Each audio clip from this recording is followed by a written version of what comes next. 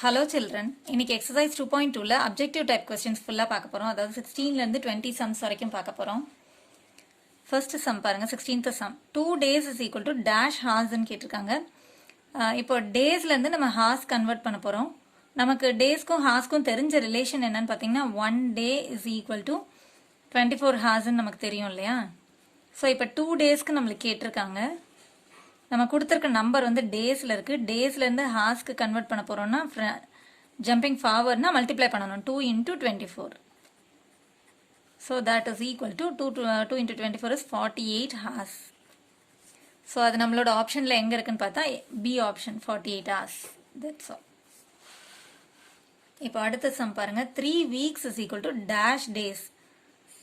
So நான் வீக்ஸுக்கும் டேஸ்க்கும் நமக்கு தெரிஞ்ச ரிலேஷன் அப்படின்னு பார்க்கும்போது 1 week is equal to 7 days இல்லையா? சண்டே மண்டே அந்த மாதிரி பார்க்கும்போது 1 week is equal to 7 days இருக்குது. So therefore 3 weeks is equal to, அதே போல் 3 weeksக்கு எவ்வளோ டேஸ் அப்படின்னு பார்க்கும்போது கொடுத்துருக்க நம்பர் வந்து வீக்ஸில் இருக்குது.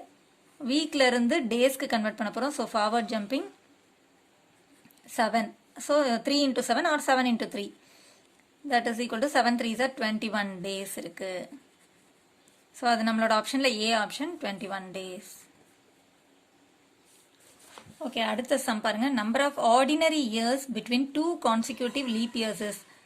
எப்போவுமே வந்து பார்த்தீங்கன்னா மேக்ஸை பொறுத்த வரைக்கும் அந்த சம்மை வந்து கிளியராக அண்டர்ஸ்டாண்ட் பண்ணிங்கன்னா தான் அதுக்கு ஒரு ஆன்சரை கரெக்டான ஆன்சரை கொடுக்க முடியும்.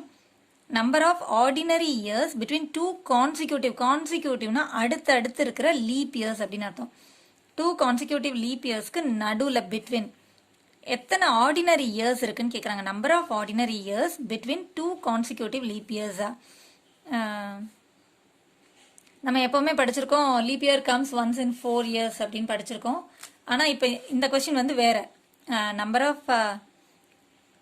நம்பர் ஆஃப் ஆர்டினரி இயர்ஸ் எத்தனை இருக்குது அப்படின்னு கேட்குறாங்க. ஸோ இதுக்கு நம்ம எப்படி கண்டுபிடிக்கணும் அப்படின்னு பார்த்தீங்கன்னா, இப்போ ஃபர்ஸ்ட் வந்து 2 லீப் இயர் எதுன்னு பார்த்தோம்னா, இப்போ 2000ன்றது ஒரு லீப் இயர். அதுக்கு அடுத்து பார்த்தீங்கன்னா 2001 வந்து லீப் இயர் கிடையாது, 2002 லீப் இயர் கிடையாது, 2003 லீப் இயர் கிடையாது, 2004 வந்து லீப் இயர் 4 டேபிளில் வரும் இல்லையா? இந்த லாஸ்ட் 2 டிஜிட்ஸை நீங்கள் செக் பண்ணிங்கனாலே 4 டேபிளில் வந்தால் அது வந்து லீப் இயர். ஸோ இது ஒரு லீப் இயர், இது ஒரு லீப் இயர். அடுத்தடுத்து லீப் இயர் வந்து இதுதான் 2000க்கு அடுத்த லீப் இயர் 2004. ஸோ இதுக்கு நடுவில் எத்தனை ஆர்டினரி இயர்ஸ் இருக்குன்னு கேட்குறாங்க. அதாவது லீப் இயர் இல்லாத இயர்ஸ் எத்தனைன்னு பார்த்தா 1 2 3. ஸோ ஆர்டினரி இயர்ஸ் எத்தனை இருக்குது அப்படின்னு கேட்டால் 3 ordinary years. That's the answer. Number of ordinary years between 2 consecutive leap years is 3 years. ஓகே, அப்போ ஏன் வந்து நம்ம leap year comes once in 4 years அப்படின்னு சொல்கிறோம் அப்படின்னா, இப்போ அடுத்தடுத்து பார்த்தீங்கன்னா ஒரு 4 yearsக்கு ஒரு தடவை ஒரு லீப் இயர் வந்துடும். 4 yearsக்கு 1 2 3 4 yearsக்கு 1 time லீப் இயர் வந்துடும்.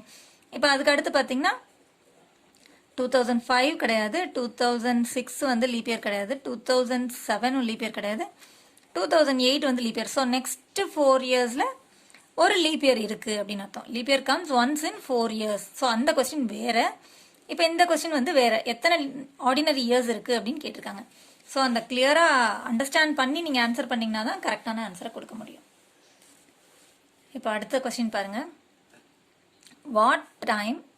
what time will it be 5 hours after 22:35 hours? So 22:35 ஹார்ஸ்க்கு அடுத்து 5 ஹார்ஸ்க்கு அப்புறம் டைம் என்னவா இருக்கும் அப்படின்னு கேட்குறாங்க. ஸோ இது வந்து 24 hours கிளாக்ல இருக்கிறதுனால நான் அந்த 24 hours ஃபார்மேட்ல எழுதிட்டேன். 22 23க்கு அப்புறம் 000 இருக்கும் இல்லையா? அதுக்கப்புறம் வந்து நார்மலாக தான் ஏஎம் வந்து எல்லாமே 1 2 3 4 தானே. ஸோ அந்த ஆர்டர்லேயே நான் எழுதிட்டேன். இப்போ 22:35 எங்கே இருக்கும் அப்படின்னு பார்த்தீங்கன்னா 22க்கும் 23க்கும் நடுவில் இருக்கும். 22க்கு அடுத்து 22:30க்கு அப்புறம் 22:35 இங்கே இருக்குது. So this is 22:35 hours. இப்போ வந்து 5 hours ஆஃப்டரில் என்ன டைம் இருக்கும் அப்படின்னு கேட்டிருக்காங்க. ஸோ 22:35க்கு அடுத்து 1 hour எப்போ வரும்? 23:35 அப்போ வரும் இல்லையா? அடுத்த 1 hour வந்து 00:35 அப்போ வரும். அடுத்த 1 hour வந்து 1:35க்கு வரும்.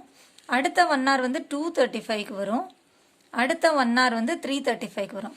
ஸோ இப்போ 5 hours கால்குலேட் பண்ணும்போது பார்த்தீங்கன்னா இங்கேருந்து 1 2 3 4 5. ஸோ 5 hours ஆஃப்டரில் என்ன டைம் இருக்குன்னா 3:35. ஸோ டைம் வந்து 3:35. That is the answer here.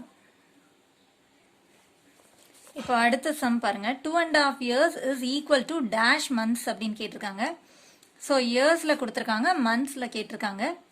நமக்கு இயர்ஸ்க்கும் மந்த்ஸ்க்கும் தெரிஞ்ச ரிலேஷன் என்னன்னு பார்த்தீங்கன்னா 1 year is equal to 12 months. January, February, March, April அந்த எல்லா மந்த்ஸையும் சேர்க்கும்போது 12 months இருக்கு இல்லையா? So 1 year is equal to 12 months நமக்கு தெரிஞ்ச ரிலேஷன். இதை வச்சு நம்ம இப்போ 2.5 yearsக்கு எத்தனை மந்த்ஸ் அப்படின்னு நம்ம கால்குலேட் பண்ண போகிறோம். ஸோ கொடுத்துருக்கிற நம்பர் வந்து இயர்ஸில் இருக்குது. ஸோ இயர்லேருந்து மந்த்ஸ்க்கு கன்வெர்ட் பண்ண போகிறோம். ஸோ ஃபார்வர்ட் ஜம்பிங்னா மல்டிப்ளிகேஷன் பை 12. ஸோ இதில் வந்து ஹோல் நம்பரும் இருக்குது, ஃப்ராக்ஷனும் இருக்குது. ஹோல் நம்பரையும் 12ஆல் மல்டிப்ளை பண்ணணும், அதுக்கப்புறம் ஃப்ராக்ஷனையும் 12ஆல் மல்டிப்ளை பண்ணி ரெண்டையும் ஆட் பண்ணிடலாம். So 2 into 12 plus half into 12 அவ்வளோதான். So this is equal to 2 12s are 24 plus half into 12. இது வந்து ஃப்ராக்ஷன் மல்டிப்ளிகேஷன் மாதிரி மல்டிப்ளை பண்ணணும். இப்போ இது வந்து நியூமரேட்டரில் இருக்குது, இது டினாமினேட்டரில் இருக்குது. இதை எப்படி மல்டிப்ளை பண்ணணும் அப்படின்னு பார்த்தீங்கன்னா சிம்பிளிஃபிகேஷன் தான். 2 டேபிள், இது ரெண்டுமே 2 டேபிளில் போகும். 2 டேபிளில் 2 எப்போ வரும்னா 1s are, 2 டேபிளில் 12 எப்போ வரும்னா 6r. ஸோ டினாமினேட்டரில் 1 வந்துச்சுன்னா நம்ம சிம்பிளிஃபை பண்ணி முடிச்சாச்சுன்னு அர்த்தம். 6 1s are 6 அவ்வளோதான். இப்போ 24 + 6 is equal to 30 months. That's all. So this is the answer, 30 months. Thanks for watching, children.